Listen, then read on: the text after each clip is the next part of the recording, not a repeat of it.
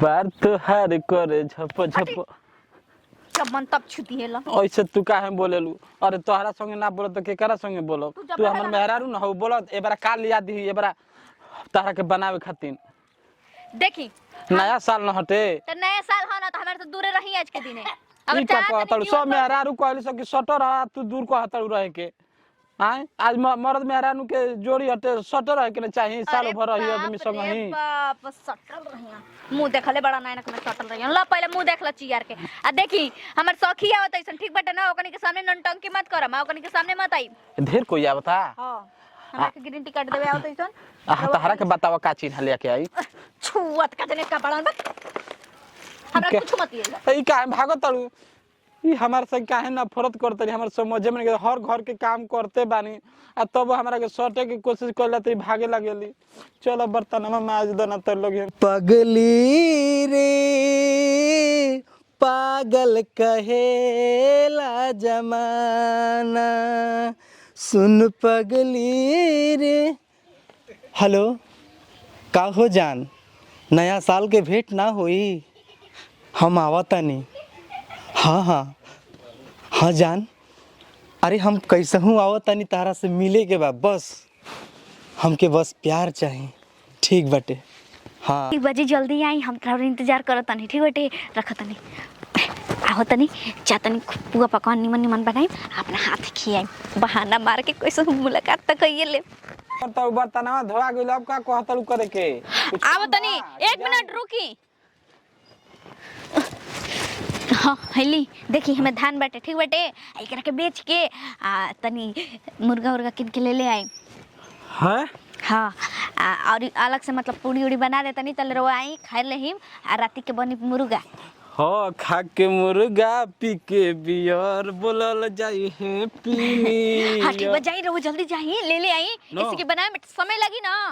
बात तो हार करे झप अरे जाई कमर तो हार करे लपो लपो ये बड़ा बहुत बढ़िया जाता नहीं एकदम।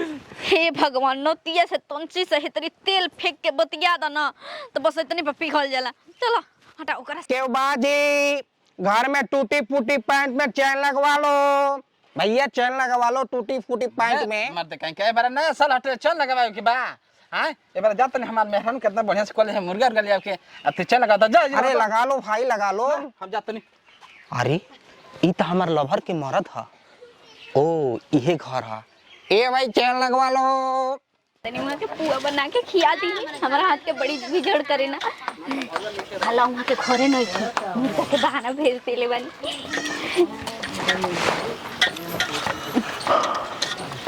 अरे हो ये चलो ये हमार जान है। अरे छोड़ी रोज कहले बन्नो बार बार हमरा के छुनी मत। अरे आओ सनम प्यार सनम तुझे करेंगे।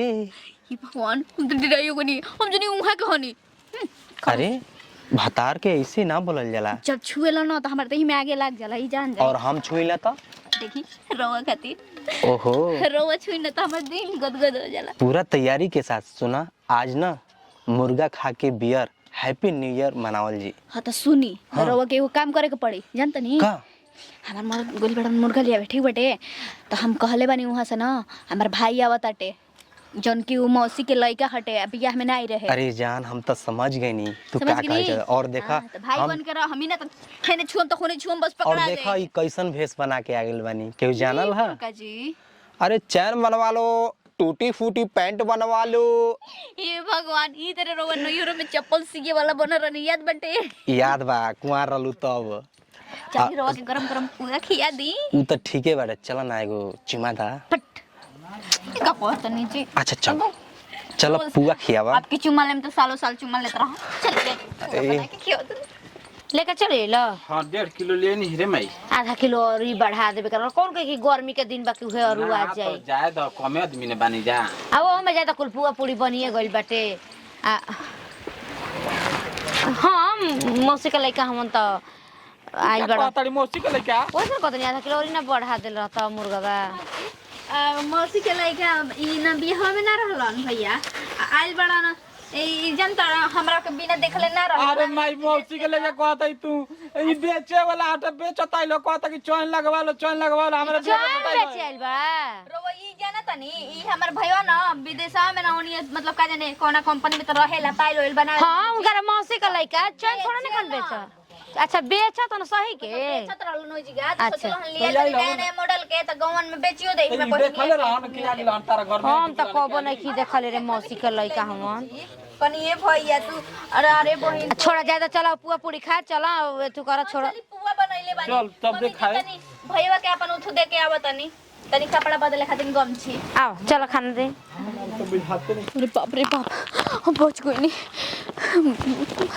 ई पाइल बेचत बेचत तू शॉपिंग करे के जान गुल पाइल बेचुआ हवा करे के जल्दी भगावे के पड़ी हम भगा तो तनी होर के आदमी के जाने से पहले ए हैप्पी न्यू ईयर हाजी जान तनी घर के सब लोग जान गुल बाटे जन्नी आई जाले रो चल जाई सुनी चाहिए अरे जैसे जाए खातिर आइल बनी हम बात कहने की मानत रहो हमरा के थोड़ा कहे भैया माई सुनो ना भैया माई रे गमछी अब का बदल बत तू जाए जैसे तू झूठ सच बोलत रहो हां सही सही बताओ ई के हो बताओ अरे हमर भाई हबा भाई काहे के माई दौड़त आई रे अरे भाइया है बेची ना चैन आज बे चलो हाँ, हाँ। ये हाथ बाएं पकड़त रहो तू कहत कि भाई हई बहन के समझावत और नहीं देख तू कहत ना कि भाई हई हाथ बाएं पकड़त है कहती है कि जल्दी जल्दी भागो ना तो केहू जान जाई इस जब बनी वाला पसने के तो सही कहत रही हो सुनी अरे अम्मा जी, ऐसा- भैया पकड़ ले देख बहन अपन ख्याल रखे हाँ। बताई तो भाई कौन है नारे भाई, हम तो फोन कहीं लगा रे बढ़िया फोन से- लगा के नहीं है एकर भाई है तो फोन ना, लगा ना। फोन लगा ना मम्मी जी अब तू ऐसा गड़बड़ाई काहे बाड़ू सच सच बताओ ना तो बेरा